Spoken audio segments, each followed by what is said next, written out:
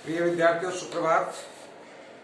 आज अपन कक्षा 12 हिंदी अनिवार्य में ऊषा कविता, जिसके लेखक कवि हैं शमशेर बहादुर सिंह, पढ़ने जा रहे हैं। इनका जन्म सन 1911 है और मृत्यु सन 1993 ईस्वी। इनकी प्रमुख रचनाओं में कुछ कविताएं, कुछ और कविताएं चुका भी हूं मैं, इतने पास अपने बात बोलेगी एवं काल तुझसे होड़े मेरी, ये प्रमुख इनकी रचनाएं हैं। संकलित कविता के अंतर्गत ऊषा कविता में नवीन बिंब और नवीन प्रतीकों का प्रयोग करते हुए भोर के समय का अनूठा शब्द चित्र यहाँ पर प्रस्तुत किया गया है। कवि शमशेर बहादुर सिंह आज के समय में नए बिंब और नए प्रतीकों को मानने वाले सबसे श्रेष्ठ कवि के रूप में माने जाते हैं। इस कविता में भोर के समय अर्थात प्रातः काल का वर्णन, सूर्योदय का वर्णन यहाँ पर किया गया है। देखते हैं हम इसकी कविता। कि प्रातः नभता बहुत गीला शंख जैसे, भोर का नभ। कवि यह कहता है कि जैसे ही रात्रि काल समय समाप्त हुआ, सूर्य उदय होने वाला है, उस समय आकाश का जो प्रकृति का जो दृश्य है वो कैसा दिखाई दे रहा है। कवि बताते हैं यहाँ पर कि प्रातः नभता बहुत नीला शंख जैसे, कि प्रातः का जो नभ यानी आकाश जो था वो बिल्कुल ऐसा दिखाई दे रहा था जैसे नीला शंख, शंख के कलर रंग जैसा। भोर का नभ यानी प्रातः काल का आकाश। राख से लिपा हुआ चौका अभी गीला पड़ा है, यानी कवि यहाँ कहता है। अगले दृश्य फिर हमने पल प्रतिपल जो परिवर्तित रूप दिखाई दे रहा है, उसमें दूसरे पल हम देखते तो ऐसा लग रहा है जैसे अपने रसोई का जो आंगन होता है उसको लीपने के बाद में उसका जो रंग दिखाई देता है, ऐसा आकाश का रंग दिखाई दे रहा है। यानी राख से लिपा हुआ चौका, बहुत काली सिल जरा से लाल केसर से जैसे धुल गई। कवि और फिर चंद सेकंड बाद यानी कुछ समय के पश्चात फिर आकाश के उस स्वरूप को देखता है, नभ को फिर देखता है, तो फिर उसमें परिवर्तित होता हुआ रूप दिखाई देता है।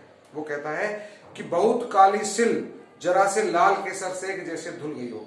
चूंकि बहुत काली सिल, सिल का मतलब होता है जिस पर अपन सब जो है मसाला पीसने के लिए काम में लेते हैं। हाँ, तो उस वो ऐसा वो काली सिल के समान यानी काली सिल हो गई।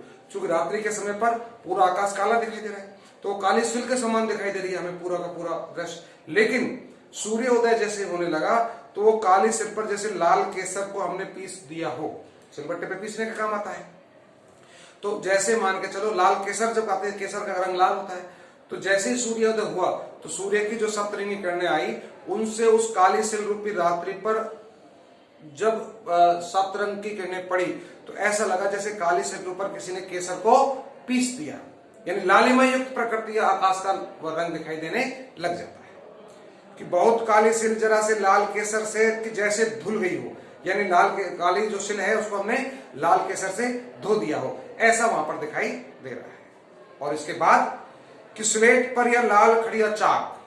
देखो कवि की कल्पनाएं, नए नए बिंब यहाँ पर लिए हैं। कहाँ लाल केसर के लिए, कहाँ काली सिल के लिए प्रयुक्त किया है, कहाँ राख से लिपा हुआ चौका प्रयुक्त किया है, कहीं नीला शंख है। ये सब क्या है? नए बिंब हैं। यानी कि इन बिंबों का तात्पर्य होता है कि ऐसे कोई शब्द जो कविता में उस समय प्रयुक्त में लिए गए हों, लेकिन बाद में किसी दूसरी कविता में उनका कोई स्थान नहीं हो, वो बिंब कहलाते हैं। और प्रतीक क्या होते हैं?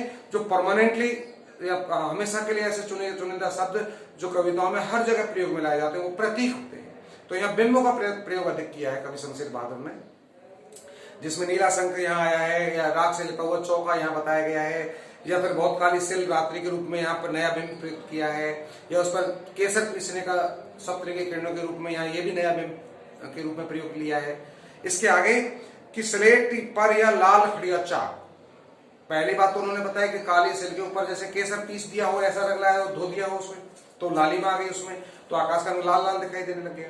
और दूसरे रूप में कि जैसे स्लेट, चूंकि स्लेट भी काली होती है, और उस पर किसी ने लाल खड़िया चाक उस पर मल दिया हो, यानी किसी ने लाल उस काली सिल के रूपी स्लेट के ऊपर लाल चौक किसी ने रगड़ दिया हो, ऐसा आकाश दिखाई दे रहा है।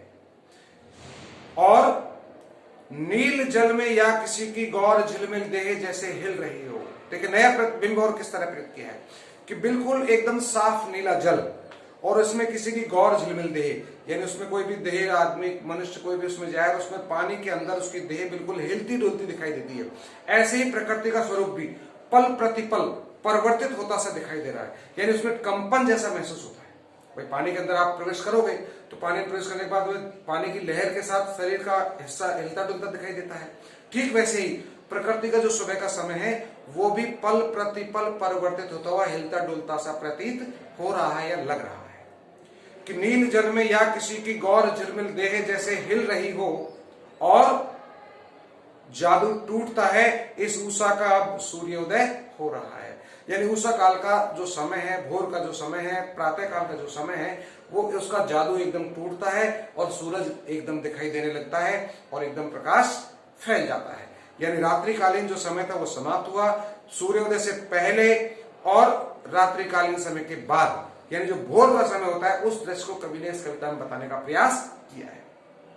तो तिलिस्मी जादू की भांति तो रात्रि समाप्त होने और सूर्योदय होने से पहले का जो प्रकृति का जो परिवर्तित स्वरूप था, यानी पल प्रतिपल आकाशीय स्वरूप बदल रहा था, उसे इस कविता में बताने का प्रयास किया है कवि शमशेर बहादुर सिंह ने।